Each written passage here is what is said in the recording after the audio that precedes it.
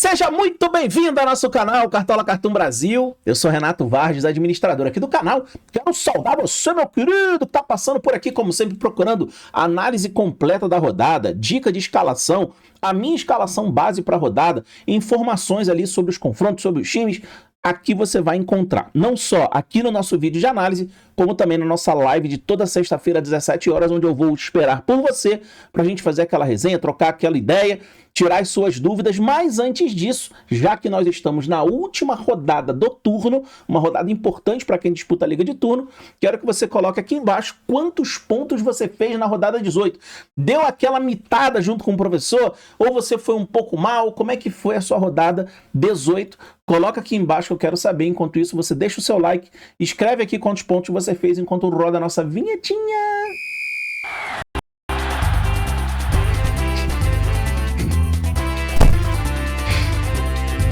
Nessa rodada eu só quero mitar.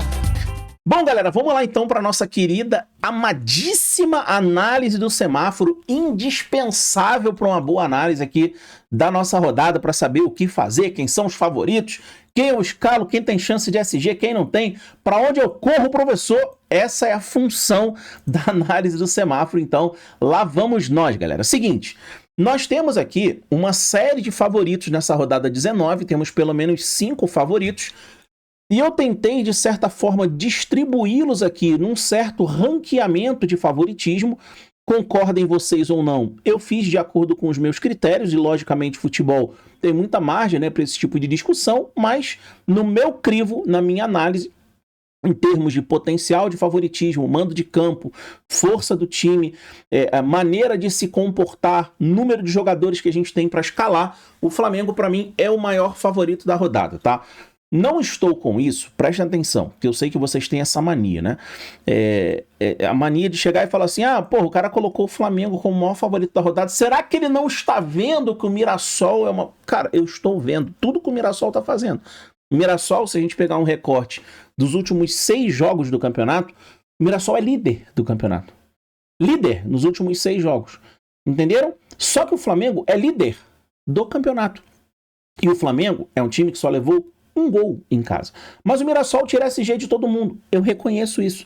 Mas ainda assim, eu vejo um favoritismo do Flamengo muito por conta do estilo de jogo do Flamengo e o estilo de jogo do Mirassol. Eu acho que é um estilo de jogo que casa para que o Flamengo seja favorecido nesse confronto. Se vai ser ou não, eu não faço a menor ideia.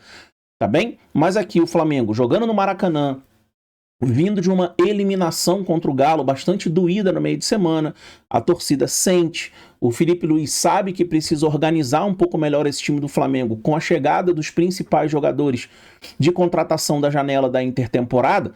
Aos poucos o Flamengo vai começar a ganhar um pouco mais de forma. O Flamengo tem um elenco muito bom comparado ao elenco que a gente tinha no primeiro momento ali do campeonato, né, as primeiras 12 rodadas, e certamente agora o Flamengo vai começar a ganhar um shape um pouco mais ajustado com esse elenco, tá bom?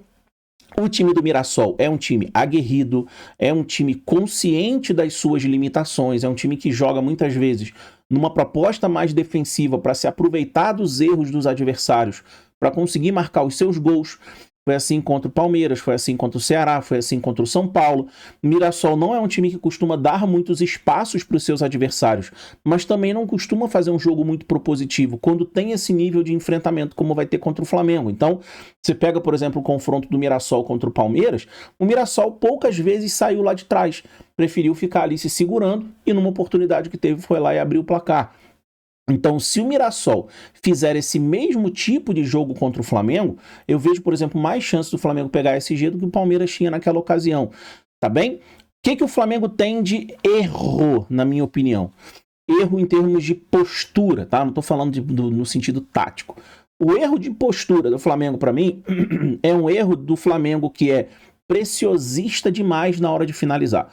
Eu acho que esse time do Flamengo, se ele fosse treinado pelo Felipe Luiz e ele fosse estimulado pelo Felipe Luiz para ser mais virulento, para ser mais agressivo, ainda que erre as finalizações, mas finalizar um pouco mais, agredir um pouco mais, o Flamengo deixaria os seus adversários ainda mais desconfortáveis quando o Flamengo tem a bola.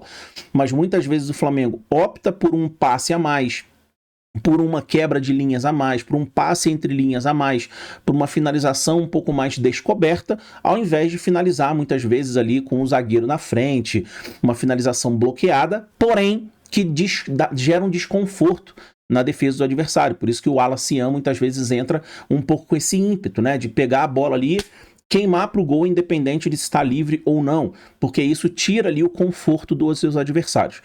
O Flamengo não tem feito isso, não à toa o Flamengo, de todos os times que vão jogar como mandante na rodada, é um dos que tem os piores XGs, ou seja, o Flamengo é o que tem uma das piores expectativas de gol. Lá no começo do campeonato, o Flamengo liderava junto com o Mirassol. Aí o Flamengo foi caindo, por quê? Por mais que seja um time extremamente dominante, o Flamengo é um time que domina sem agredir tanto. Então o Flamengo, né, eu fiz uma brincadeira com a galera lá do TCC, analisando esse jogo, é aquele judoca que ele domina a gola, domina a manga, mas ele não entra com golpe, né? Ele não tenta finalizar o adversário. O Flamengo muitas vezes se parece com isso.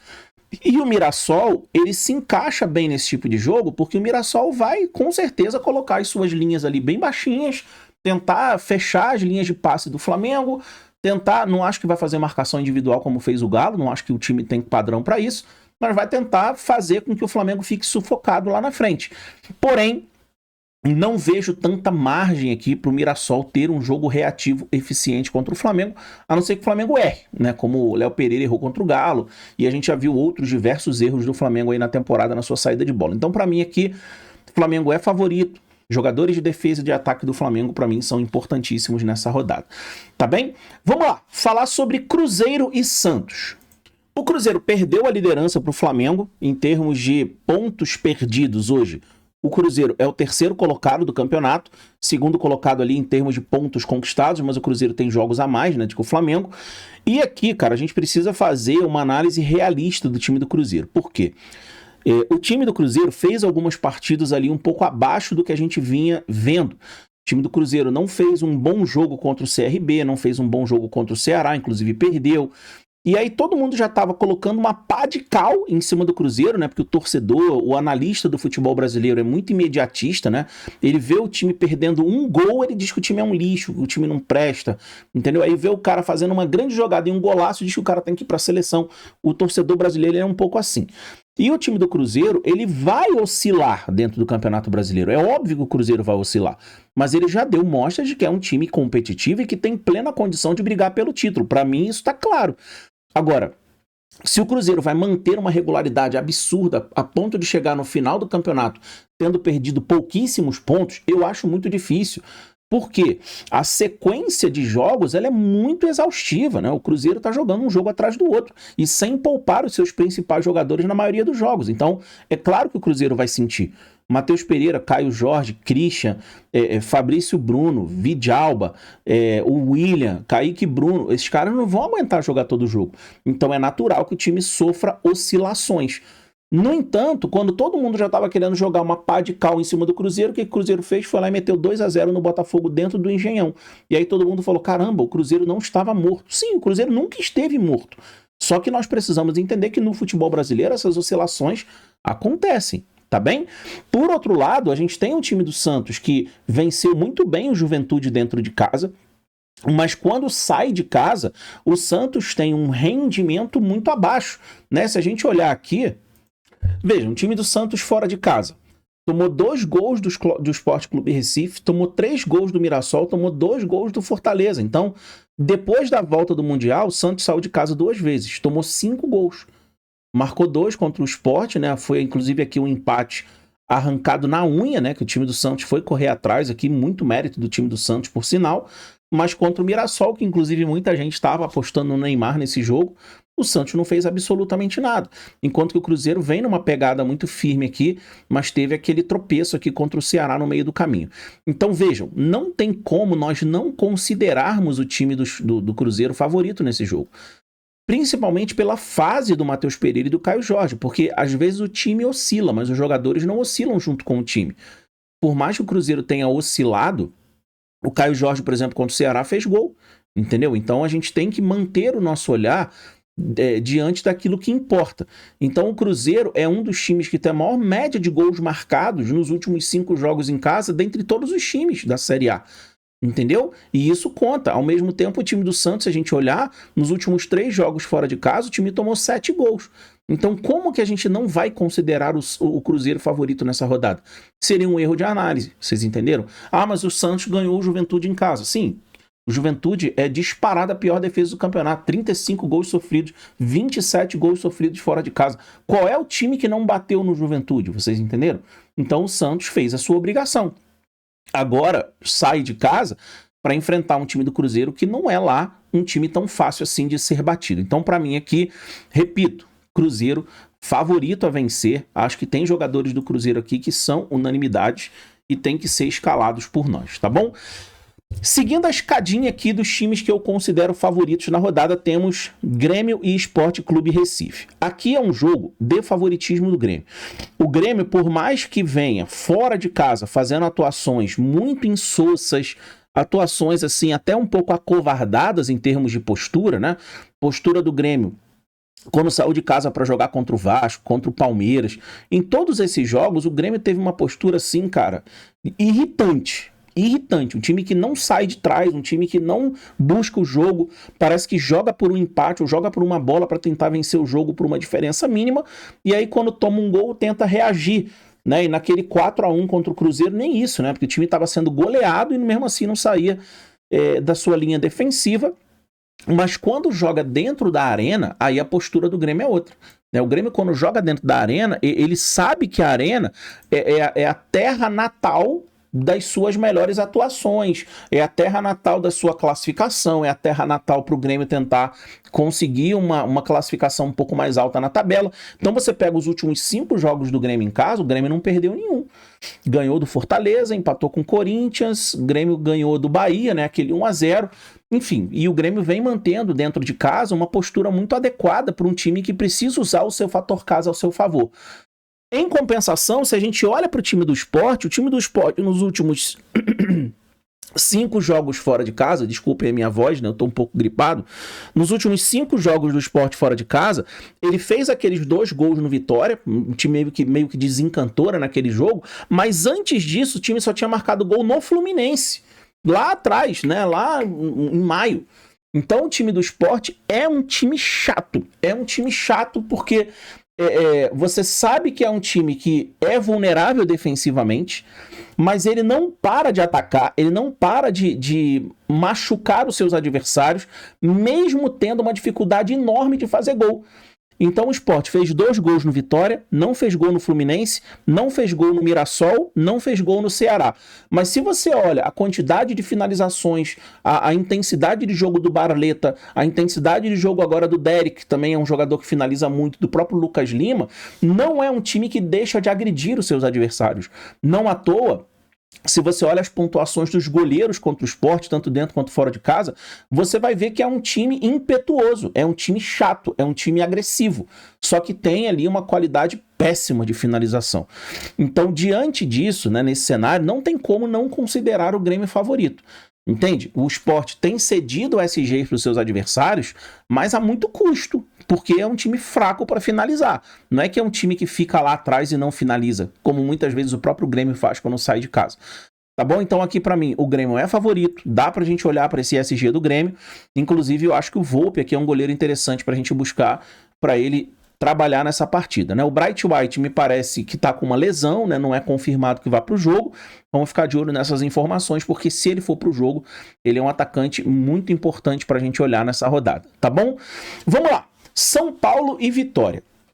Cara, o São Paulo fez, de todos os times da Copa do Brasil que jogaram essa semana, pra mim o São Paulo foi um que fez um dos papéis assim mais vergonhosos, né, assim, na disputa de pênalti, né, não conseguiu fazer um gol fora de casa contra o Atlético Paranaense, até aí tudo bem, mas cara, o time perder de goleada na disputa de pênalti, né, perder por 3-0, com aquele pênalti vexatório lá do Jandrei fechando, né, cara, eu achei feio, assim, a eliminação do São Paulo. E isso é ruim porque o São Paulo vem fazendo uma campanha muito sólida dentro do Campeonato Brasileiro. Desde que o Crespo chegou, o São Paulo deu uma forte embalada dentro do Campeonato Brasileiro. E tanto que a gente começou a olhar para o Bobadilha, começou a olhar para o Luciano, começou a olhar para o Cédric, começou a olhar para o Wendel, começou a olhar para o Enzo Dias, começou a olhar para o Ferrarese. Porque esses caras começaram a se destacar. Entenderam? Só que o São Paulo fez uma, assim, ele colocou ali uma mancha, né, dentro da sua sequência, que foi esse jogo contra o Atlético Paranaense pela Copa do Brasil. Só que agora o time volta a jogar em casa. E ao jogar em casa, se ele mantiver o padrão de jogo que teve contra o Fluminense, que teve contra o Corinthians, naturalmente o São Paulo tem tudo para ter uma boa vitória sobre o time do Vitória. O Vitória que, depois que o Carille assumiu, teve uma postura defensiva melhor. Indiscutivelmente o time do Vitória melhorou. Em jogos que o Vitória tem capacidade de fazer um jogo mais aberto, aquele jogo com troca de transição, né? Aquele jogo de ataque contra ataque, como fez, por exemplo, contra o time do Mirassol, o Vitória faz bem esse tipo de jogo. Só que eu não acho que o Vitória vai fazer isso. Eu acho que o padrão de jogo do Vitória contra o time do São Paulo é muito mais o que ele fez naquele 0x0 contra o Botafogo e o que ele fez naquele 1x0 perdido fora de casa com o gol do Tabata contra o Internacional do que qualquer outra coisa. E se for esse padrão de jogo, aqui o SG do São Paulo me agrada bastante. Ao mesmo tempo, é bom a gente olhar para esse jogo para os jogadores de bola aérea do São Paulo. O Arboleda tá fora, mas a gente tem o Alan Franco, que é bom na bola aérea, a gente tem o próprio Ferrarese, que é bom na bola aérea. São jogadores para a gente ter ali no nosso arco de mira, porque pode ser que a bola aérea resolva esse jogo, tá? Não acredito, repito, que o Vitória vá para um jogo de trocação. Mas uma vez o São Paulo na frente, o Vitória vai ter que fazer um pouco aquilo que fez contra o Mirassol. Vai ter que se expor. E aí vai virar um jogo totalmente aberto. Jogo esse aberto que favorece muito, por exemplo, o Ferreirinha, né? Que se for para o jogo, é um jogador de puxada de contra-ataque em velocidade. Então pode ser um jogo favorável aqui para o São Paulo, caso ele saia na frente. Se o jogo fosse amarrando aqui num 0x0, aí o Carille vai ser vitorioso na sua proposta de jogo, mas sinceramente não acredito que isso aconteça, tá? São Paulo vem realmente muito bem. Palmeiras e Ceará. O Palmeiras que teve uma eliminação dolorosa dentro do Allianz Parque, tá? Perdeu de 2x0 pro time do Corinthians, já tinha perdido o jogo de ida, né, por 1x0. E eu poucas vezes vi a torcida do Palmeiras xingando o Abel, né? Mandando ele para tudo quanto é lugar. E o Abel lá ironizando um pouco, batendo palma pra torcida, mas eu acho que ele acusou o golpe, tá? Eu acho que ele acusou o golpe porque a torcida do Palmeiras já tinha feito um protesto antes mesmo do jogo, né? Mandou umas cestas lá de doce pros caras, cesta de café da manhã, né? Com leite em pó, com chocolate, como se os jogadores estivessem sem força para jogar. Ironizando um pouco, fazendo um protesto meio estranho, né? Como é próprio da torcida do Palmeiras, que faz uns protestos que às vezes a gente nem entende bem, mas o time não correspondeu em campo. O Palmeiras jogou mal, jogou um jogo burocrático, jogou um jogo sem grandes alternativas de criação do meio para frente, né? Aquele jogo de sempre do Palmeiras, aquele jogo de troca de passe, tentativa de bolas em profundidade pelas extremas e cruzamento. Quando o time bloqueia a linha de fundo, o Palmeiras finaliza de meia distância. Não passa disso, né, o time do Palmeiras. Foi assim que o Palmeiras jogou contra o Corinthians. O Corinthians se defendeu relativamente bem, segurou o time do Palmeiras, venceu, porque o Palmeiras tem cometido falhas defensivas recorrentes, tá? Isso aí tem de fato acontecido. Palmeiras também não consegue manter uma linha de defesa mais estável, né, mais repetida, tá sempre mudando a sua linha de defesa e o time acaba ficando vulnerável. Joga contra um time do Ceará que, na sua memória recente, traz consigo a vitória contra o time do Cruzeiro por 2x1. Só que esse mesmo time do Ceará que venceu o Cruzeiro fora de casa, não é um time do Ceará que nos passa tanta confiança assim. Por quê? A gente sabe que o time do Ceará não vinha até aquela derrota, né, até aquela vitória para o time do Cruzeiro, não vinha apresentando um futebol assim de grande pujança, né, não era um time muito vistoso. Tinha ganho do Fortaleza, aquele clássico, né, de 1x0 depois do Mundial, mas depois tinha perdido fora de casa para o Internacional, numa atuação fraca, e a gente não pode dizer assim que o Fortaleza, que o Ceará, aquela vitória contra o Cruzeiro mudou o padrão do time. Desculpa, para mim não mudou. Para mim ainda é um ponto fora da curva, tá? Aquela vitória. E aí o time do Ceará foi jogar com o Flamengo em casa, né, no último final de semana, tomou um apavoro no primeiro tempo, né? O Flamengo sempre dentro do seu padrão, criando muito e efetivando pouco as suas chances, acabou marcando só um gol e no segundo tempo o Ceará fez com o Flamengo a mesma coisa que fez com o Cruzeiro, saiu para o jogo. Nisso a gente precisa elogiar o trabalho do Condé. O time do Ceará não é um time arregão, né? Não é um time covarde, não é um time acovardado. É um time que bota a cara. Se for preciso apanhar, apanha. Mas ele apanha batendo. Pelo menos o Ceará tem adotado um pouco essa postura. E aí foi encontrando campo, foi tendo encaixe defensivo, o Flamengo foi recuando, Pedro perdendo o gol e o Ceará vendo que dava para ir para cima. E aí numa falha lá na bola aérea do Flamengo, o Ceará marcou seu gol com mérito, porque o Ceará não teve um gol aleatório, foi um gol fruto de um momento de pressão do time do Ceará, e aí conseguiu arrancar aquele empate contra o Flamengo. Então, se a gente pensar nos últimos enfrentamentos do Ceará, o Ceará ganhou do Cruzeiro e empatou com o Flamengo, são os líderes do campeonato. E agora, numa sequência dura para o Ceará, que é pegar Cruzeiro, Flamengo e Palmeiras, o Ceará vai ter o último dos seus grandes desafios, que é contra o Palmeiras. Então eu acho que no cenário geral ali de planejamento do Ceará, o Ceará talvez tenha traçado ali desses 9 pontos, né, contra Flamengo, Cruzeiro e Palmeiras, ter um teto ali de 4, 5 pontos, né? Se viesse isso, já seria muito lucrativo para o time. E o time já pegou 4 desses pontos. Então não imagino que o Ceará aqui vai para um jogo aberto contra o time do Palmeiras, tá? Eu acho que o Ceará vai aqui tentar fazer um jogo de transição. Se o Palmeiras vier para cima com muito exposto, o Ceará vai tentar sair em velocidade, tá bom? Apesar de que o pior jogo possível que o Ceará pode fazer aqui para o Palmeiras é um jogo de dar a bola para o Palmeiras. O Palmeiras tem encontrado muita dificuldade nesse tipo de jogo, tá? O Palmeiras tem encontrado dificuldade de furar a linha defensiva, mas aqui tem um fator importante, que é a eliminação do Palmeiras contra o Corinthians. Eu, particularmente, acho que vai acabar sendo um daqueles jogos que o Abel instiga o seu elenco para poder fazer alguém pagar o pato por uma vergonha passada pelo time do Palmeiras, né? Então aqui não duvido que o time do Palmeiras dê uma amassadinha no time do Ceará por conta disso. Então falamos aqui dos primeiros maiores favoritos, tá, da rodada: Palmeiras, Grêmio, Flamengo, Cruzeiro e São Paulo. E agora vamos entrar aqui numa área mais nebulosa, né, digamos assim, a área ali de faixa mais amarelada e avermelhada da análise do semáforo. Juventude e Corinthians jogam no Alfredo Jaconi. Aqui o favoritismo é do Corinthians, tá? O Alfredo Jaconi já deixou de ser aquela terra hostil do Juventude, em que quem caía lá tremia e perdia. Já não é mais assim, tá? O time do Juventude, nos últimos jogos que fez em casa, não jogou bem, né? Não teve atuações assim convincentes. O time me parece sem confiança, o time me parece ali já já entregou os pontos, né? Como a gente costuma dizer, e não está conseguindo mais exercer a força do seu estádio. Tanto que se você pegar os últimos 5 jogos do Juventude em casa, a única vitória que o time teve foi justamente contra o Sport Clube Recife, né? Que é um time que fez ali um jogo de 6 pontos contra o Juventude. Fora isso, perdeu para o São Paulo, havia perdido para o Grêmio, perdeu também para o Fluminense, enfim. Então, em casa, o Juventude não tem feito partidas tão vistosas assim. Problema, o Corinthians também não. O Corinthians até fez uma boa atuação, por exemplo, no segundo tempo contra o Botafogo, não fez um bom jogo contra o São Paulo, se vocês forem puxar ali na memória. Aí jogou com um time quase todo reserva contra o Ceará.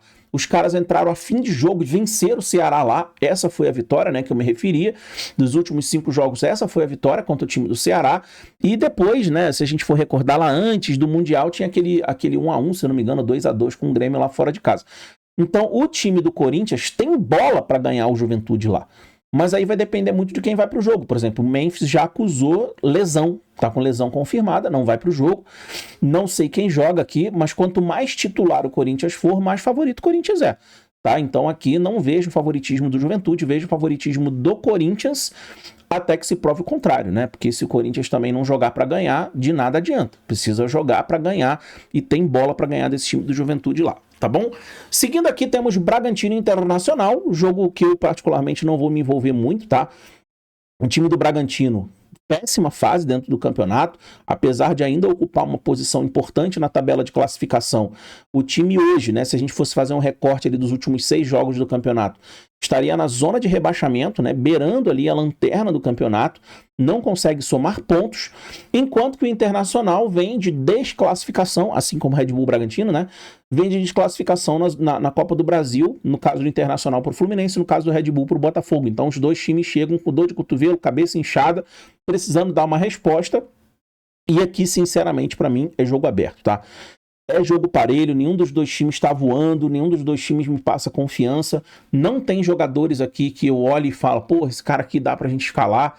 Sinceramente, não dá. Tá? Nem a força de mando de campo do Bragantino eu posso clamar aqui para dizer que o Bragantino é favorito. Por quê? Porque o time não tá entregando, cara. O time do Bragantino simplesmente nos últimos 5 jogos em casa venceu um, que foi contra o Juventude. Entendeu? Então, como é que eu vou dizer que um time desse é favorito contra o Inter? Não dá. Aí você olha pro Inter, pô, beleza, então o Inter, vamos pegar o Inter. Beleza, o Inter fez um ótimo jogo contra o Santos fora de casa, venceu lá por 2-1, dominou o jogo, foi uma boa atuação do Internacional. Mas morreu aí. Antes disso, o time tinha ali uma sequência de 4 derrotas. Não, foram 3 derrotas e um empate, né, se eu não me engano, antes disso, que não entregou praticamente nada. Então, assim, como é que você vai confiar no Internacional desse oscilando, tá? O que eu posso dizer é que o Internacional, depois do Mundial de Clubes, melhorou. Isso pra mim é indiscutível. Mas melhorou a ponto de eu chegar e falar, não, vou bater o martelo pra mim, Internacional favorito contra o time do Bragantino lá no Cícero de Souza Marques. Desculpa, não considero, tá? E muito menos pra escalar pra time de Cartola. Pra mim, esse jogo aqui eu vou deixar um pouco de lado. Beleza? Vasco e Galo, enquanto eu estou gravando esse vídeo, o Vasco está vencendo o time do CSA, até onde eu vi o primeiro tempo, foi 3-0 Vasco, uma atuação muito boa, né, do time do Vasco, torcida lotando São Januário. O CSA não é muito parâmetro, né, para a gente poder considerar algo muito assim meritório, né, da parte do Vasco, mas é uma vitória, né, que motiva o time. E o Vasco pega em São Januário o time do Galo. Aqui, pra mim, galera, também não tem favoritos, tá? O time do Vasco vem oscilando muito, vem vacilando muito defensivamente, vem encontrando muita dificuldade para finalizar as suas jogadas com precisão. Pra mim, esse é o maior erro do time do Vasco, tá? Porque o time do Vasco pode ser frágil defensivamente. Tomou 2 gols do Bragantino, tomou 2 gols do Botafogo, tomou gol do Grêmio em casa, né? Apesar de ter dominado a partida. Só que um time que toma muitos gols, ele sofre muito porque ele acaba tendo dificuldade de vencer os seus jogos. Só que sofre mais ainda um time que não tem equilíbrio defensivo, produz ofensivamente e não consegue efetivar as suas chances na mesma proporção que a defesa é vulnerável. Entende? Então o Vasco tem sofrido com isso. Você vê os jogos do Vasco, quando o Vasco tá atacando, quando o Vasco tá com a bola, quando o Vasco tá no seu jogo ali de proposição, você fala, caramba, cara, o Vasco tá ajeitado, né? O Vasco tá legal, o Vasco sabe, os jogadores sabem onde o outro está, eles sabem fazer uma troca de passe bem feita, fazem um jogo associativo, fazem uma transição rápida, sabem fazer a bola chegar no Verratti, só que a bola não entra, irmão. A bola não entra, o goleiro defende, bate na trave, passa raspando e a bola não entra. Então, enquanto o Vasco estiver sofrendo com isso, e não dá pra gente pegar o jogo do CSA hoje e falar, olha aí, ó, o Vasco fez gol. Acho que não é pra tanto, tá? Enquanto o Vasco estiver sofrendo com isso, o Vasco precisa tomar muito cuidado, senão ele vai ser rebaixado. Vide o jogo contra o Internacional. O amasso que o Vasco deu no Internacional nos primeiros 30 minutos, cara, foi coisa de louco, assim. Coisa de louco. O Vasco tivesse feito 3-0 no Internacional nos primeiros 30 minutos, seria justíssimo. Só que o time erra, e o que acontece? No momento do jogo o time recua, não aguenta ficar naquela pressão o tempo todo, e a defesa não suporta uma pressão do time adversário, o time erra.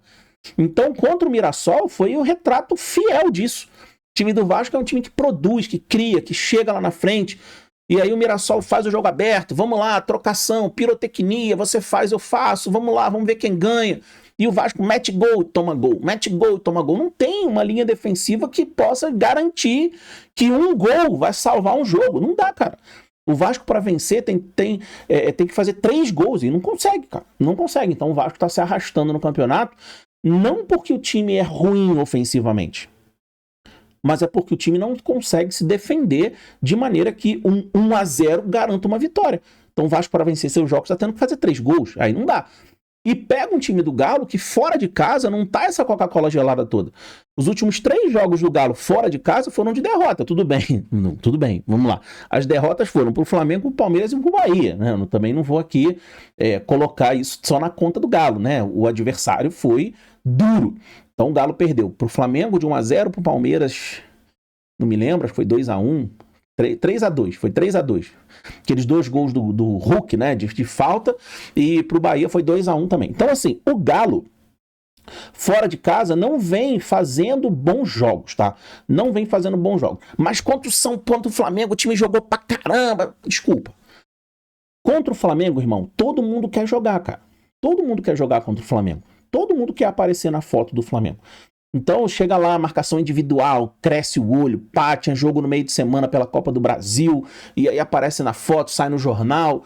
Contra o Vasco, se o Galo fizer 8% do que fez contra o Flamengo, o Galo vai colocar um problemaço em cima do time do Vasco em São Januário. A questão é se os caras vão querer fazer isso. Entendeu? O Galo em casa é aquilo que a gente viu contra o Bragantino. É um time que o Scarpa aparece muito, o Hulk jogando bem, o Coelho correndo que nem um maluco, papapá. Só que fora de casa o Galo não tem feito jogos tão assim.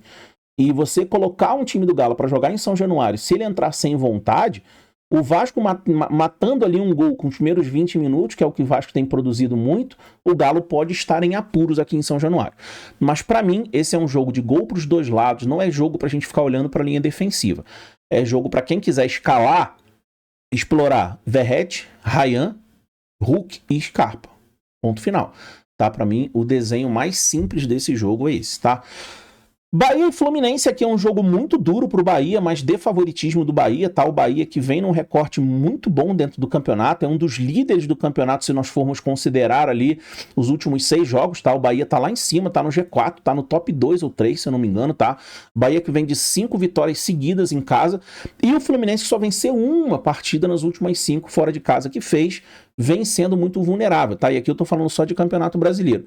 Então, por isso que pra mim aqui o favoritismo é do Bahia. Mas é um favoritismo, assim, acachapante, pra gente colocar o Bahia, assim, no topo da nossa lista de times pra gente explorar na rodada? Não. Primeiro lugar, porque o time do Bahia não tem grandes jogadores de fantasy, assim, evidente, né? A gente tem que ficar cavucando pra ver quem a gente vai colocar no time e rezar pro cara ir bem. Em outro lugar, que a gente tem que botar isso na conta da nossa análise, o time do Fluminense não é besta, né? A gente sabe que o time do Fluminense tem de onde tirar. O Fluminense jogou concentrado pela Copa do Brasil fora de casa contra o Internacional, foi lá e ganhou de 2-1. Então aqui, se o Fluminense entrar focado, concentrado, e o Renato Gaúcho preparar bem o time para jogar contra o Bahia, pode complicar a vida do Bahia, tá? Mas para mim aqui ainda assim o Bahia tem o seu favoritismo, tá? Finalizando com Fortaleza e Botafogo. Fortaleza que não vem bem, tá? O Fortaleza vem numa decadência ali, mesmo com o trabalho do Renato Paiva, eu ainda não vejo força no Fortaleza para dizer, porra, os caras estão se recuperando mesmo. Entendeu? Ah, mas o jogo contra o Bragantino, pô, o jogo contra o Bragantino foi muito bom do Fortaleza, foi muito bom. Mas eu quero mais. A gente precisa ver mais desse time do Fortaleza. Entende? Porque você vai falar do Fortaleza contra o Bragantino, eu vou falar do Fortaleza contra o Grêmio. Sim. E aí, qual é a referência principal?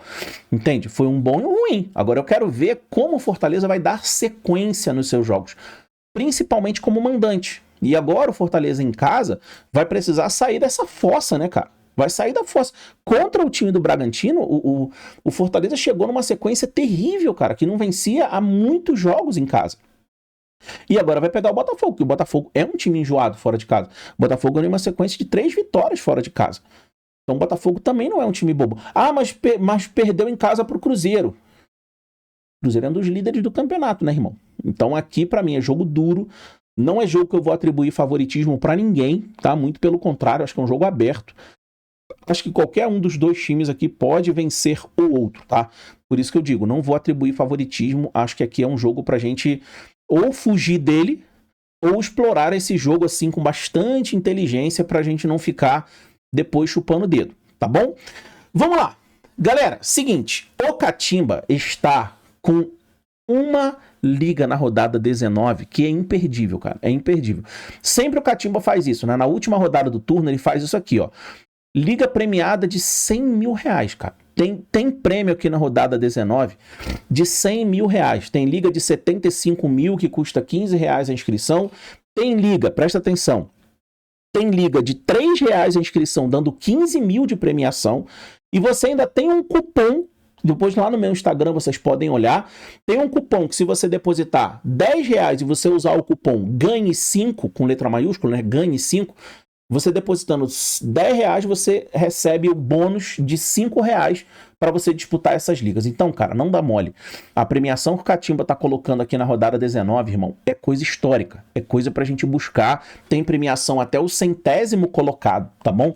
Professor, como é que eu faço para disputar essas ligas? Vai aqui na descrição do meu vídeo, tem um link para você baixar, ou então usa esse QR Code que tá aqui do lado para você baixar o aplicativo.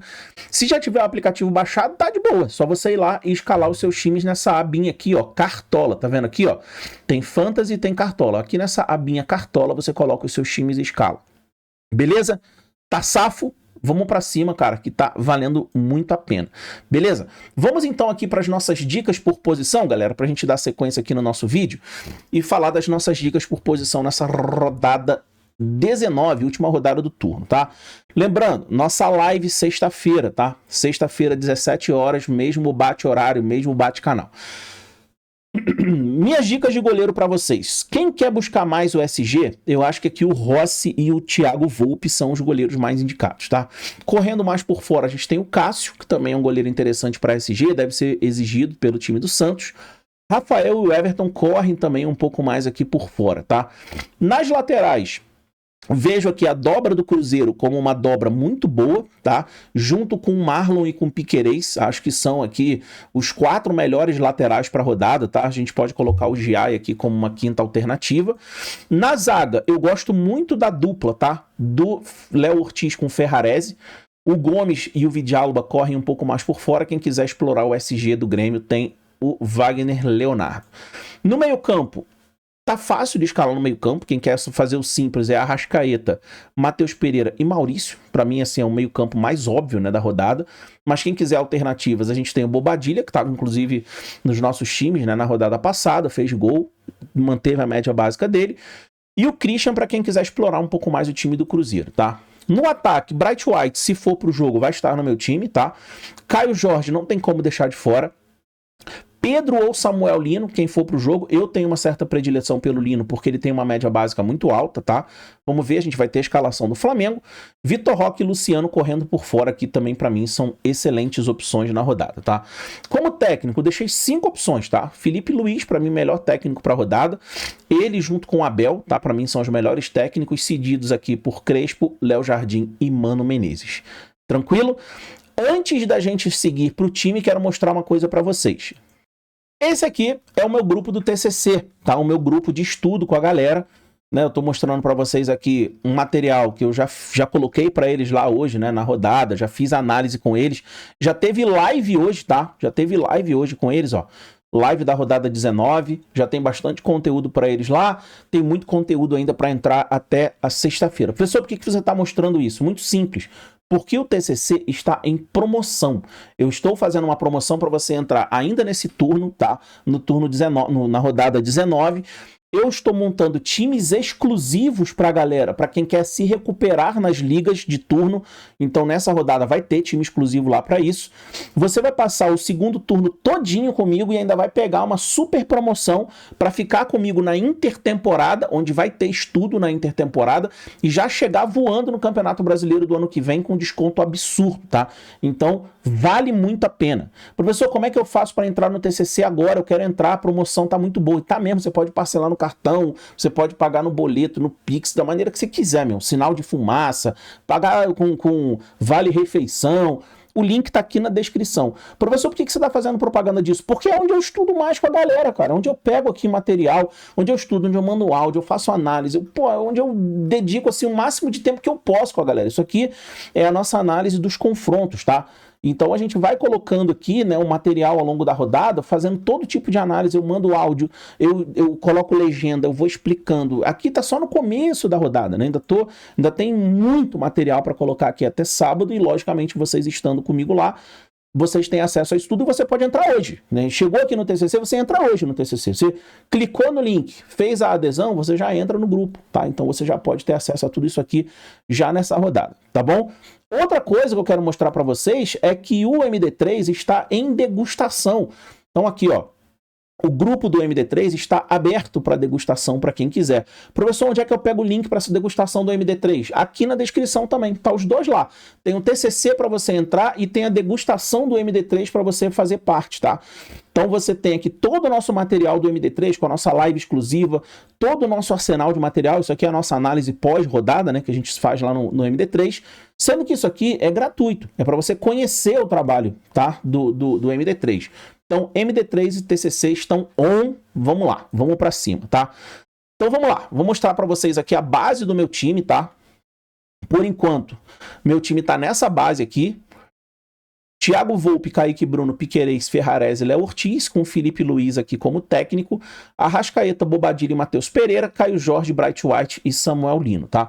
Professor, quando é que você vai mexer nesse time aí? Eu vou mexer nesse time ao longo da minha preparação para a rodada, principalmente na nossa live de sexta-feira, em que eu vou fazer a revisão desse time, vou tirar as dúvidas de vocês, que a live é para isso, a live é para a gente interagir, tirar dúvida, conversar, olhar no chat, ajudar vocês, a live é para isso, tá? Então, sexta-feira, 17 horas, eu espero vocês por lá. Lembrando, aqui na descrição tem um link para vocês entrarem na degustação do MD3 e já fazerem a adesão do TCC. Cara, de verdade, o valor é irrisório, cara. É irrisório diante do que a gente entrega. Tá bom? Nossos seguidores lá do TCC estão muito bem. A galera ganhando liga de turno, ganhando liga tiro curto, ganhando liga mensal. Tá todo mundo, de fato, aproveitando bastante os estudos. E se você estiver de fora, te garanto, você tá perdendo o suprassumo dos estudos. Beleza? Que Deus abençoe vocês. Tamo junto e vamos para cima.